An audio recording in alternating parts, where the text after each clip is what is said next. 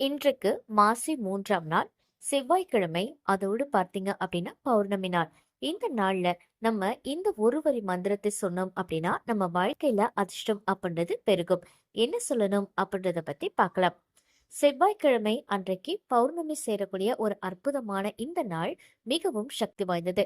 இந்த நாள்ல முருகப்பெருமானை நம்ம வழிபட்டோம் அப்படின்னா நம்மளுடைய நீண்ட நாள் பிரச்சனைகள் ரொம்ப கூடிய விரைவில் தீரும் அப்படின்ற ஒரு நம்பிக்கை இருக்கு. இங்க நான் சொல்லக்கூடிய இந்த முருகனுடைய மந்திரம் ரொம்ப ரொம்ப எளிமையானது. எல்லாராலையுமே சொல்லக்கூடிய ஒரு எளிமையான மந்திரம். ஆனா இதனுடைய பலன் அப்படின்றது பாத்தீங்கன்னா ரொம்பவும் அற்புதமானதாக இருக்கும். அதற்கு நீங்க இந்த வீடியோவை முழுமையாக பார்க்கணும். நம்ம சேனலை மறக்காம சப்ஸ்கிரைப் பண்ணிக்கோங்க. செவ்வாய்க்கிழமை அப்படின்னு சொன்னாலே செவ்வாய் கிரகத்துடைய நாள். இது துணிவு, சக்தி, வெற்றி இது எல்லாமே குறிக்குது. பௌர்ணமி அப்படின்றது சந்திரன் முழு சக்தியோட இருக்கக்கூடிய இந்த நாள். இந்த ரெண்டு சக்தியும் சேர்றப்போ மன உறுதி, தெய்வ அருள் ரெண்டுமே அதிகரிக்கும். முருகன் அப்படின்னு சொன்னாலே அவன் ஞானத்துடைய கடவுள். அவரை இந்த நாள்ல நினைச்சாலே மன அழுத்தம் அப்படின்றது குறையும், பயம் நீங்கும். இந்த அற்புதமான நாள்ல நம்ம சொல்லக்கூடிய அந்த எளிமையான அதே நேரத்துல ரொம்ப சக்தி வாய்ந்த அந்த மந்திரம், ஒரு எழுத்து மந்திரம் அப்படின்னு பாத்தீங்கன்னா ஒரு வரி மந்திரம். ஓம் சரவண பவாய நமக. இதுதாங்க.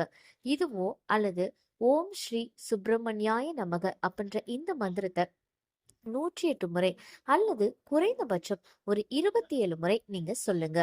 காலையிலயோ இல்லது சாயந்தரமோ நீங்க நல்லா குளிச்சுட்டு சுத்தமான உடை அணிந்து கொண்டு முருகனுடைய படத்துக்கு முன்னாடி ஒரு தீபம் ஏற்றிக்கோங்க.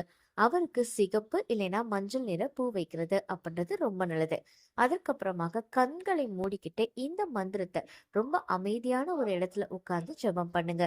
இந்த மந்திரம் செவ்வாய் பிளஸ் பௌர்ணமி இந்த நாள் சேரக்கூடிய அற்புதமான நாள்ல சொல்லும் போது உங்களுக்கு இருக்கக்கூடிய திருமண தடை அப்படின்றது நீங்கும்.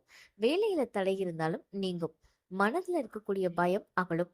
கடன் சுமை குறையும். குடும்பத்துல அமைதி அப்படின்றது வரும். முக்கியமாக உங்க உள்ளம் அப்படின்றது தெளிவு பெறும். இந்த மந்திரத்தை கண்டிப்பா சொல்லி பாருங்க. வாழ்க்கையில ஒரு நல்ல மாற்றம் உங்களுக்கு தொடங்கும். கமெண்ட்ல வெற்றிவேல் முருகன் அப்படின்னு எழுதுங்க. உங்களுக்கு முருகனுடைய அருள் பரிபூர்ணமாக கிடைக்கும்.